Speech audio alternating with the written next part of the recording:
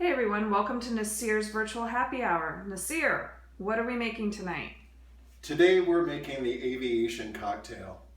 It's a pretty awesome cocktail. It's a pre-prohibition cocktail that is getting a little bit of popularity in social circles where cocktails are a big deal, but it's not really well known again just yet.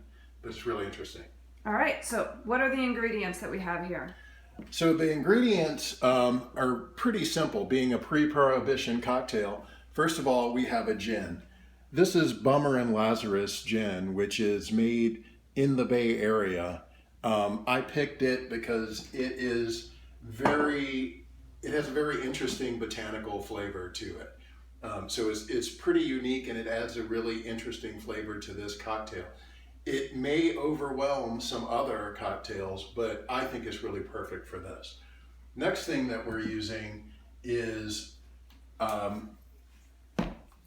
maraschino liqueur. Maraschino liqueur gives not only sweetness to the drink, but also an interesting little hint of cherry, which is great. Last ingredient is creme de violette, which adds kind of an interesting violet kind of flavor to it. It Like also the flowers? like the flowers. I've never eaten a violet before, but if you have, you can let me know whether or not it tastes like one to you. But if it tastes like it smells like a violet, tastes like violet. Also gives the cocktail a really interesting color, and so I thought that would be a really great thing to do for the first episode. Finally, as with many great cocktails, if you have some really great brandied cherries, as a garnish, I like to use those because while garnishes historically were just decoration and technically you're not supposed to eat them, everybody ends up eating their garnishes anyway, and so you might as well have something. So this is how we make the Aviation cocktail.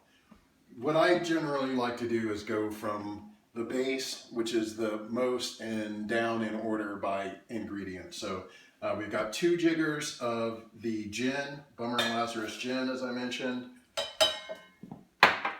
We have a half of a jigger, roughly, of maraschino liqueur. And then we will have about 1/4 of a jigger of the creme de violette.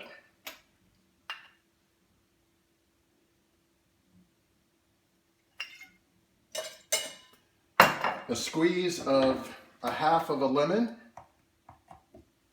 Here we go. Try not to get it all over you.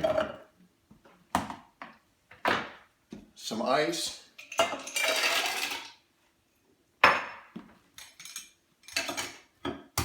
Shake it up. This is the fun part.